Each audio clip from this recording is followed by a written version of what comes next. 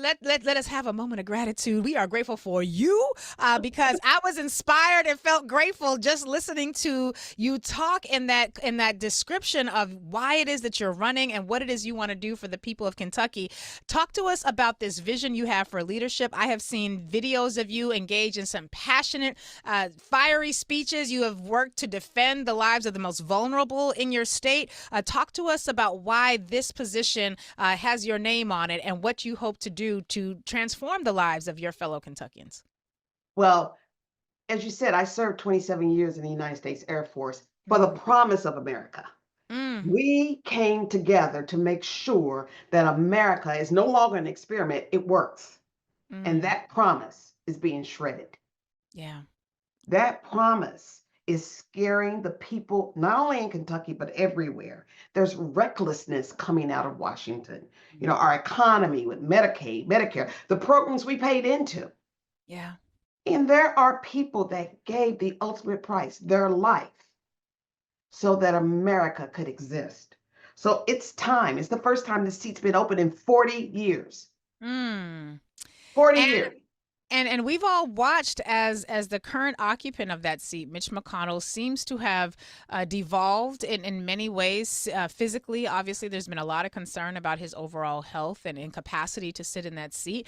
But also as it pertains to upholding the current legislative agenda of the Republican Party, one of the things that you are reported to have said is you speak to members of your state from all parties, from all aspects of the political spectrum, and they all say essentially this can't continue. I'm tired of this. And yet those of us who are outside of the state say, but you guys just voted for this. Talk to us about what you're sensing that indicates to you that there's a different sentiment among the voting electorate in the state of Kentucky. Well, I've traveled, we have 120 counties, and I've traveled to most of those counties. Mm, And when I go out to the rural areas and talk with people about what matters to them, mm, when I listen to their concerns. They don't roll over in the morning and say they're concerned about the wars. They're mm. concerned about their children doing better than they. They're Right. concerned about their families thriving, and they're concerned about having that one life make a difference. So things are different now. They're like, now wait a minute. Mm, I meant for you to do that to somebody else, not to me. mm. And Yeah. so they are concerned because it occurs to be reckless to them. And they're concerned about their jobs, they're concerned about the economy, they're concerned about, well, what does this all mean for me? I mean, I paid into Social Security, and yes, I do have disability. Are you stopping disability too? Mm. So they're now listening Yeah. for Yeah. solutions. Now, do you think that they'll be open to solutions as represented by someone like yourself from the demographic that you represent, a beautiful black woman, obviously overly qualified, as is typically the case when it comes to these sorts of things?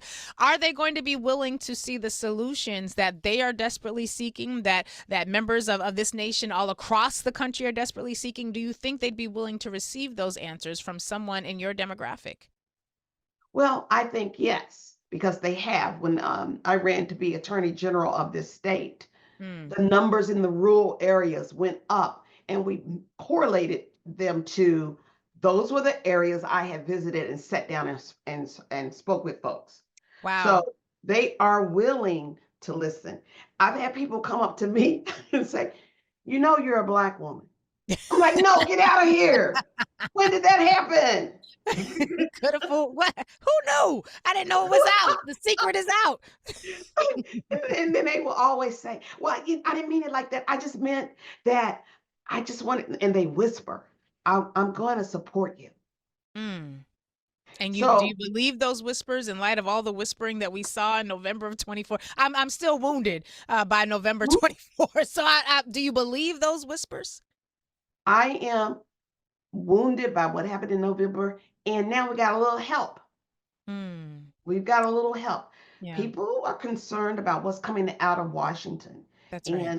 And so that part is what's concerning them. And the people I've spoken with this year have all said, I can't do this. I Mm. didn't vote for this. And they Yeah. are willing to look for other solutions. Now, the Mm. good thing is um, being a veteran and being in a state that has a lot of veterans, people appreciate what it takes to retire as a colonel, what it takes to serve all over the world, and what it takes to go into the Middle East and do the things I did. Mm. So they want to talk about those things. And once they want to talk about those things, then I know I've got an ear for them to listen to other things. And then the top three things, if you will, Lurie, that we're talking about is one, the economy. Yes. The economy. Everybody wants a job and they want to take care of their family. Number two, Medicaid, Medicare, and Social Security. And then Mm. finally, people recognize that veterans, this is a land of the free because of the brave. And so that we would take benefits, pay, and healthcare from veterans hurts people that are not veterans. Mm. Yeah. So they are responsive to those issues.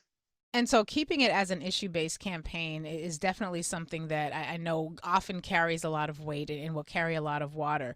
Let's talk about what your vision for Kentucky looks like as you're concluding your first term. Let's project next year is the election in November of 26.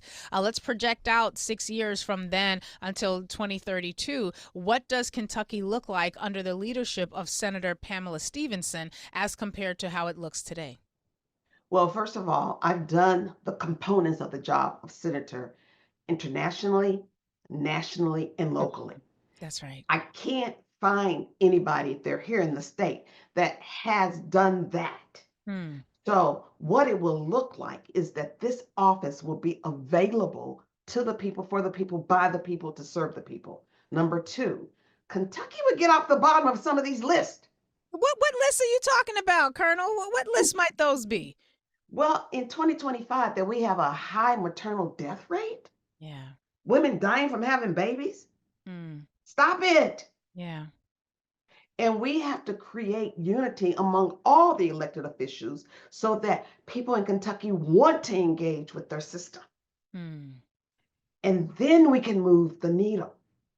You know, I can talk to anybody. I went to the Middle East, I went to Africa, and I can talk to the Republicans and any other demographic as long as we stay focused on the people of Kentucky.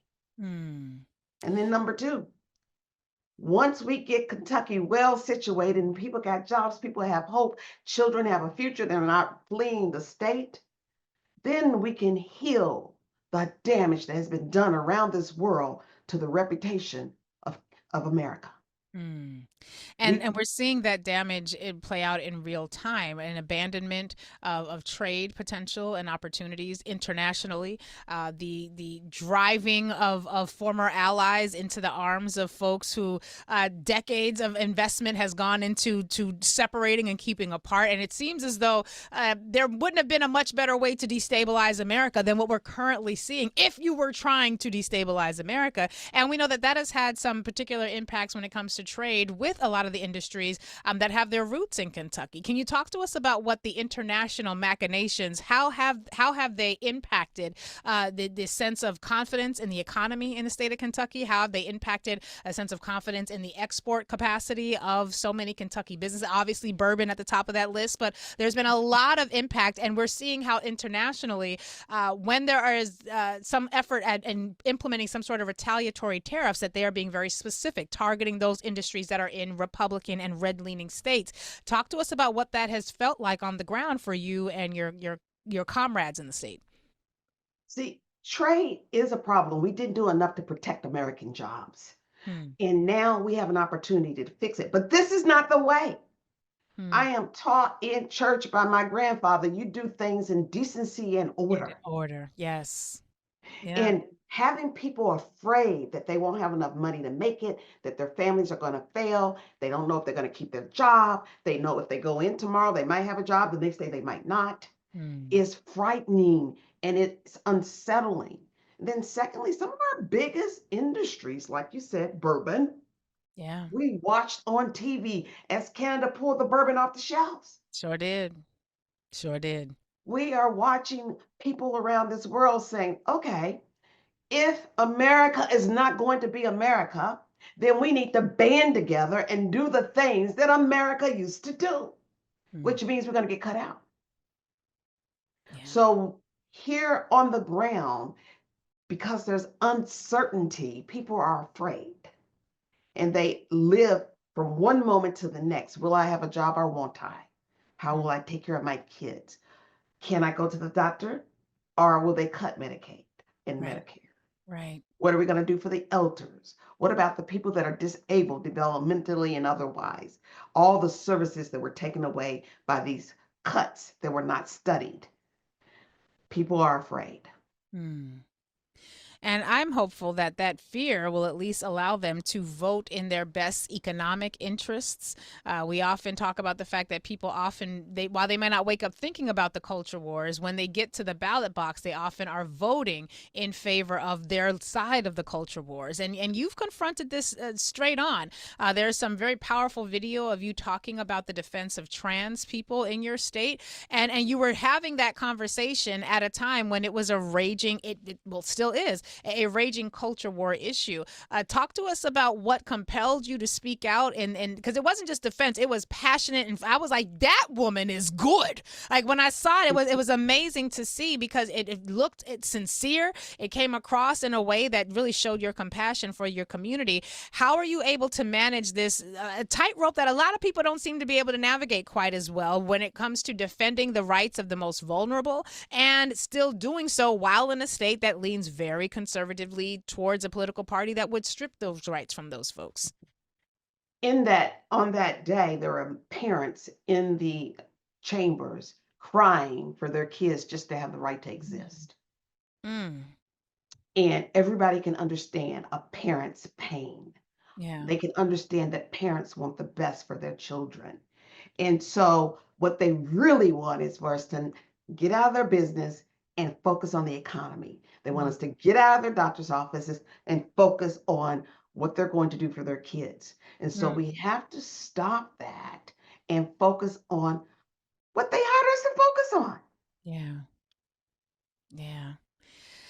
I wish more people were willing to put their personal, strongly held or passionately held beliefs to the side so that we could operate in the good for humanity. But I feel like if we had leaders who were willing to do that, it might create a pathway where more folks were willing to have that sort of conversation. And I think that's one of the reasons why when you announced there was a lot of joy at the and excitement at the fact that you might be replacing the man who we not as lovingly called Glitch McConnell, Mitch McConnell to be specific. But, we've also seen how age is a concern. We've seen how in the Democratic side of things at the DNC, young activists like David Hogue and others are stockpiling resources to be able to challenge incumbents. And they're saying that they want a younger body of folk in this position and representing them. What say you? You look extremely youthful, but some might suggest that perhaps you might not necessarily be one of the candidates that they would look to because you've got these 27 years of experience and you're bringing all of that to bear. What say you about some of the concerns that folks have uttered, particularly because Mitch McConnell is someone who sort of embodies this, sat in that seat for decades, physically in a state of what looks publicly to be some level of deterioration physically. What say you about some of the concerns that many in the Democratic side of things have voiced, frankly, throughout the political parties, but definitely on the Democratic side, this is a more vibrant conversation right now about the fact that they want this new blood, and the way they have framed it seems as though the new blood they mean younger blood. Talk to us about how that lands for you. I think, again, we're focusing on the wrong thing. We need Mm, both. We need someone with my experience, my education, my leadership skills, and we need the energy and the creativity of the young. So mm, we can have both if we focus on having both. yeah. Now, I don't plan on being 99, being in Washington, D.C., ringing a bell on the floor. But at the same time, as I've done throughout my entire career, have mentored and raised up a generation of leaders so Mm, that when it's time for them to take over, they are well prepared to continue the work and to expand it. mm, But we've got to get out of that mindset of it's either or and start focusing on how do we heal the Democratic Party? How do we march in the same direction? What's needed so that the people we say yeah. we care for are taken care of? Yeah, I think Joe Madison, now an ancestor, when he talked about the fact that he's not going to give anybody younger than him his torch, he said, I'll light your torch, but if I give you my torch, that means I'm in the dark and I'm cold. But I'll light yours and help create a pathway for you to also lead. And I think that your response really speaks to that. What does organizing for your campaign look like on the ground? There are a lot of folks who are listening from the state of Kentucky. They want to help, both from within the state and from without. What does your organizing structure look like now? This is an election that's taking place next year in 2026. Give us a sense as to what you need in terms of support for the audience and what you need to see happening when it comes to volunteers on the ground. Well, thank you for asking. I started early because it's never too early for hope. That's right. And That's then right. number two, we got to raise millions of dollars in order to compete. Yes. Now, yes, I would like for money not to be in politics, but I can spend my energy fighting that, or I can raise the money and get the job to stop that. Mm. So what we need, you can go to Stevenson, FOR, Senate.com. StevensonForSenate.com, and we have a lot of information there where you can donate money, you can sign up to phone bank, you can sign up if you're in Kentucky when we start knocking doors later to knock doors.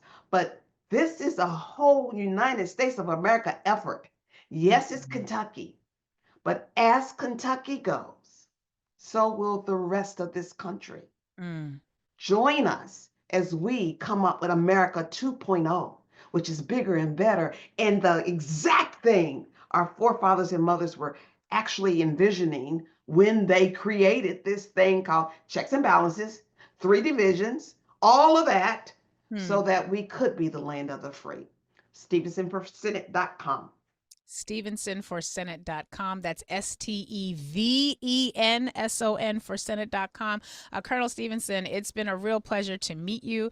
I'm wishing you all the best. Well, Lord knows we need some reform, and it's going to have to come through our elected leadership all across the country. There can be no focus on a handful of states. It's a 50-state effort, and we have to make every race contestable. We have to make sure we're showing up for every single one of them, and I'm really excited about the potential of you sitting in that Senate seat and making sure that the people of your state have access to leadership that is people-centered and not position or wealth creation for a few centered. Thank you so much for being with us today and giving us some I time. appreciate being here, and I would just say, no matter what, we're going to do the hard work, That's right. but That's find the right. joy Oof, I love every that. day.